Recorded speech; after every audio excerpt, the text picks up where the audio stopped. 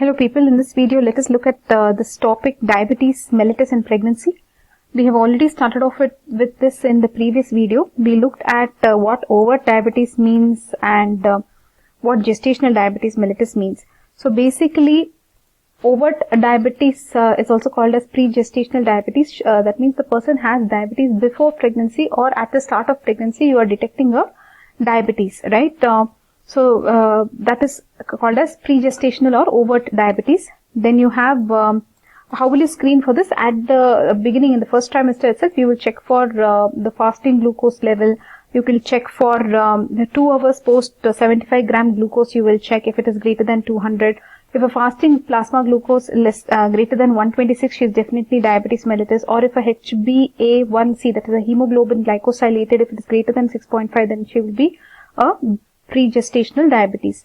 So basically this one is more complicated because in first trimester there will be organogenesis. So a first trimester diabetes mellitus, that is a pre-gestational diabetes mellitus or an overt diabetes mellitus, can lead to anomalies in the baby.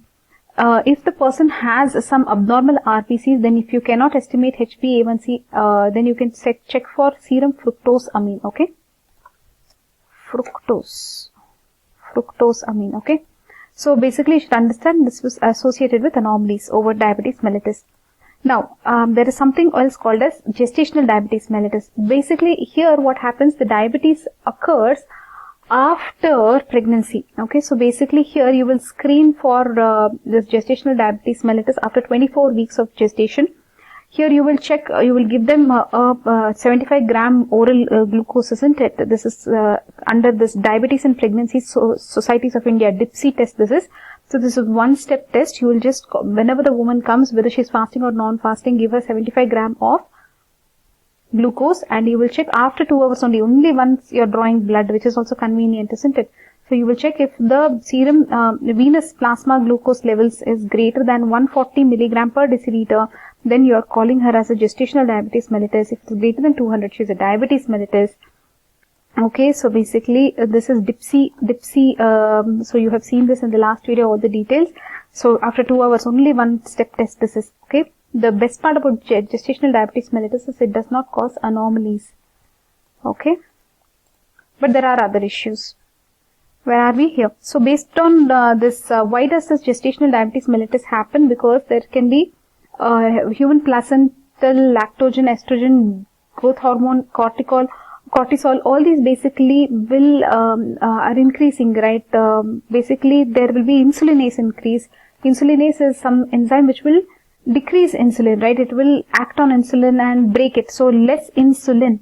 So when there is less insulin, what will happen? There will be more glucose leading to gestational diabetes mellitus. Along with this, not just less insulin, whatever less little insulin is there, for that also they can have resistance. So there will be two things happening here: gestational diabetes mellitus, less insulin and insulin resistance. So guys, based on all this, the diabetes mellitus and pregnancy has a classification, that is the Priscilla-White's classification, whether it's overt or gestational diabetes mellitus. Look at this. So basically this classification you can see here. The first one, category A, they are calling it for gestational diabetes mellitus, where it is you can monitor it with diet or with insulin, okay. If it is you need insulin, it is A2. Then coming to other classes, you have B, if she has had it greater than less than 10 years, B, less than 20 years, C, if it is greater than 20 years, D. If she is having associated nephropathy, F, category F or class F, class F, nephropathy, because nephropathy, class F. Then coronary artery disease, that is heart, so H, class H, or proliferative retinopathy, so class R, okay. So basically this is how the Priscilla-White's classification is in the textbook. You can look at that. So what is A1? Controlled with diet. A2 controlled with insulin. So they have cut off for those values. Then what happens if there is diabetes in pregnancy, whether it's overt or whether it is GDM? Guys, we are just taking a recap. So look at this. So maternal, she'll be associated to, she can have hypertension leading to preeclampsia, etc. She can have retinopathy, nephropathy, we already saw in the classes. She can have associated heart disease, we already told you. Basically remember polyhydramnios, that is there will be more liquor, okay. reasons for that have been given, saying that there will be more, increased glucose concentration of liquor, which will irritate the amniotic epithelium, or there can be increased osmosis. Okay, and there also will be polyuria for the fetus. So let's write that here.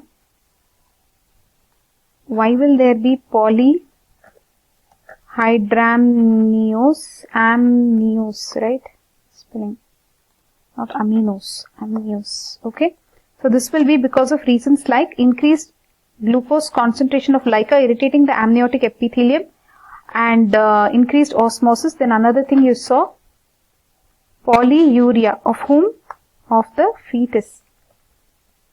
So that will lead to more amniotic fluid. Okay, fetus will have hyperglycemia, which will lead to polyuria. Okay, so all that will lead to polyhydramnios. Polyhydramnios will lead to premature rupture of membrane, which can lead to infection like chorioamnionitis or inflammation, you can say. Infections will be more in these people like UTI, vulvovaginitis.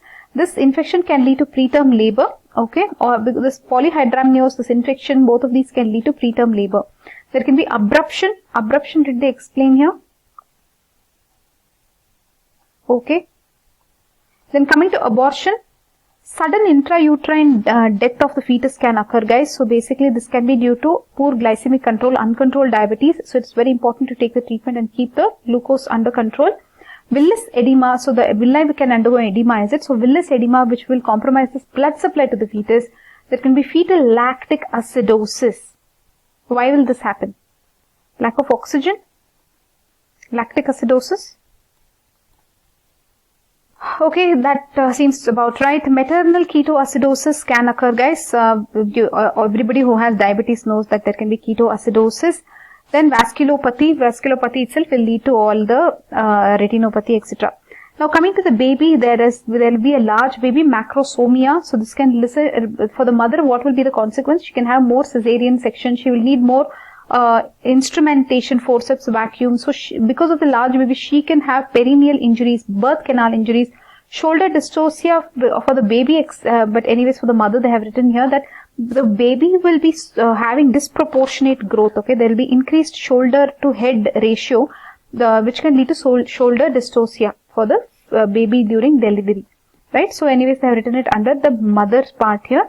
Now, once the mother delivers the baby, she can have more postpartum hemorrhage.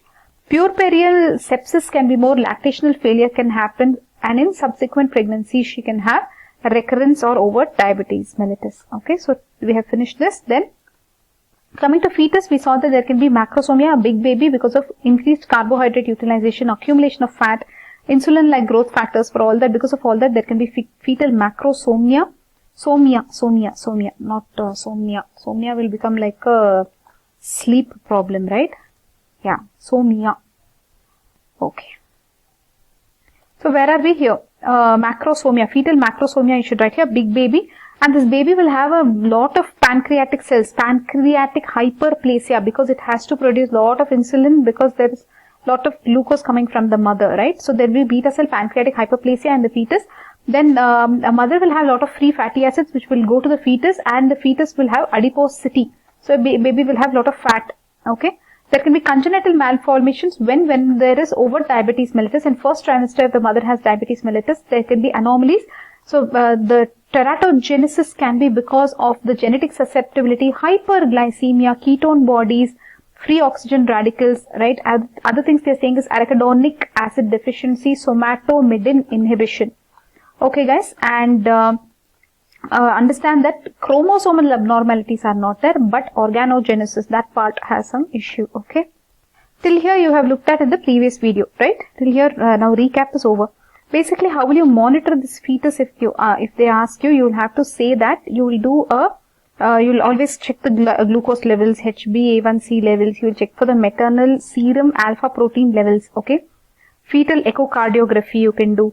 Then you can do a comprehensive ultrasound examination, okay, to check for this baby. See, there can be big baby, but there can be growth restriction. It's less commonly observed, okay.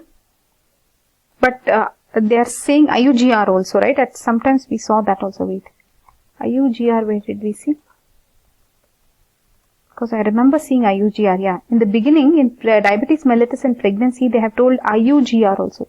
So it's like strange, right? They're saying IUGR one side and one other side they're saying macrosomia.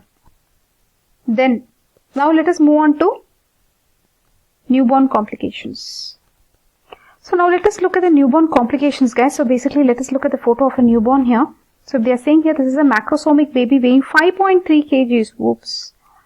And this is born to a diabetic mother. So it looked plethoric due to polycythemia. Plumpy face, buried eyes, excessive buccal fat. That's quite a huge baby. So basically plethoric means it is looking like full of body fluid or blood. They are blaming it on polycythemia, okay?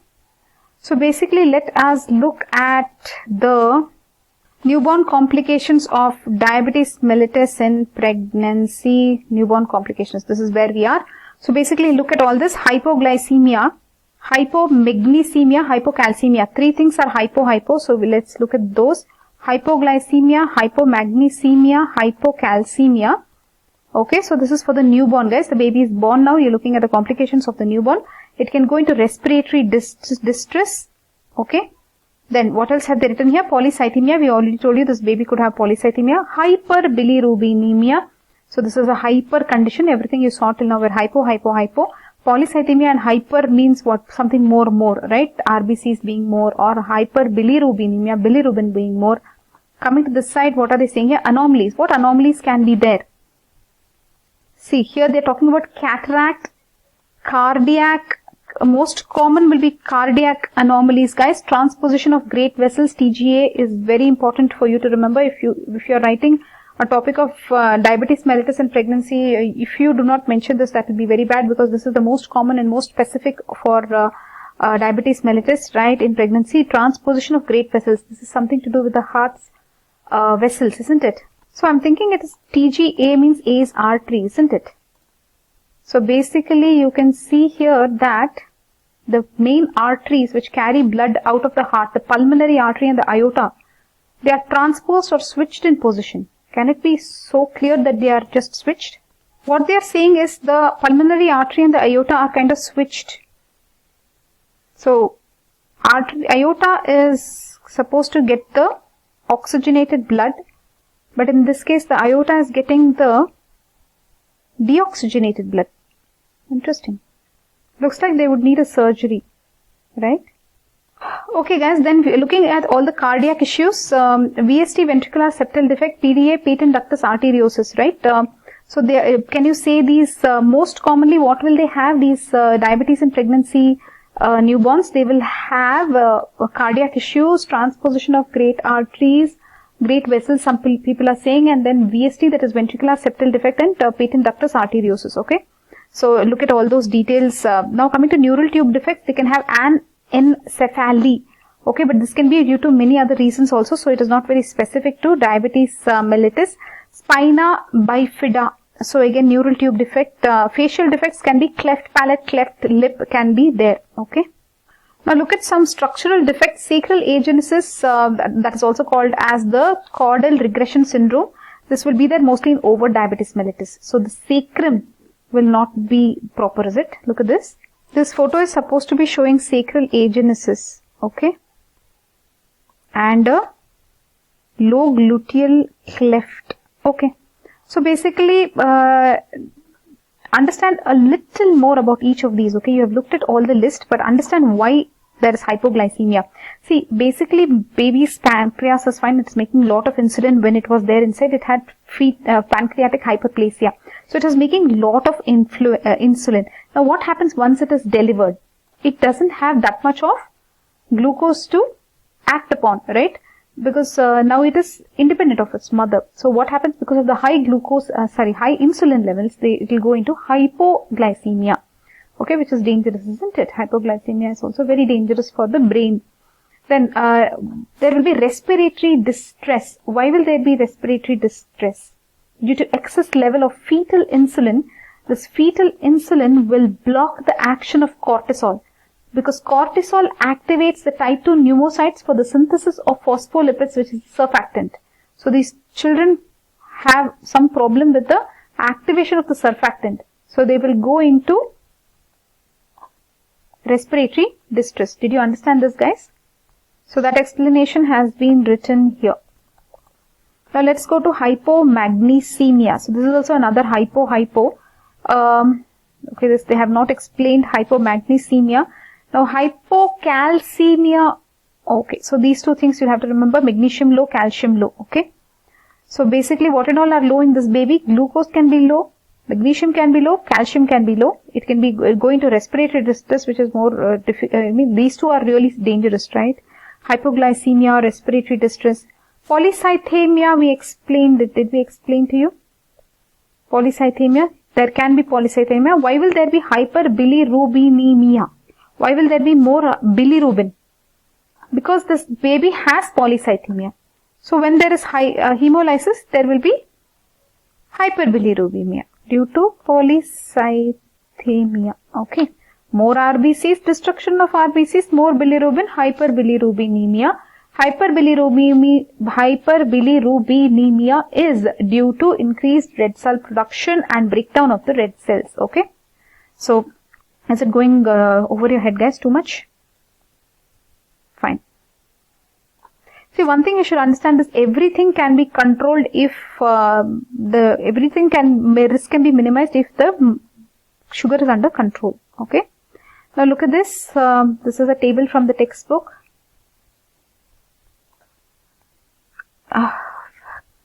Which is most common? They should have put that first. Cardiovascular, VSD, ASD, some septal defects, coarctation of aorta. Coarctation means what? What do you mean by coarctation? Coarctation of aorta means narrowing or constriction of the aorta. Transposition of great vessels, we told you. Situs inversus. Situs inversus is like inversion of organs in the chest and the abdomen. Okay, and if the heart itself goes from left side to right side, they'll call it as dextrocardia. Situs inversus totalis. Okay, then Fallet's tetralogy. Tetralogy of Fallet, where you will have 4 things, isn't it? What are the 4 things in tetralogy of Fallet? So this is our Fallet's tetralogy slide from pathology. Look at this. What and all are there? Start from here. Aortic displacement, pulmonary stenosis, VSD, RV hypertrophy. I think there's a specific word for this aortic displacement. It is called as, what is it called as? This is overriding aorta. Okay, so I'm just saving that. Now let's go back here. So you looked at the cardiovascular things. This is most common. So we looked at the cardiovascular. Now look at the CNS and skeletal. So we already told you neural tube defects, anencephaly. Then what did you say? Microcephaly. See, big baby but small head, is it? Microcephaly.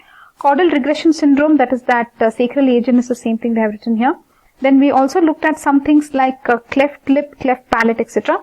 Renal agenesis, hydronephrosis, double ureter, polycystic kidneys, gastrointestinal duodenal atresia, anorectal atresia, omphalocele, that is the hernia, right, from the umbilicus, is it? Or you can say from the abdomen. And then guys, look at this tracheoesophageal fistula. So everything about the esophagus and the duodenum, anus, rectum, abdomen. So everything under the GIT. Then others, they are saying single umbilical artery. See, there will be one vein and 2 arteries, isn't it?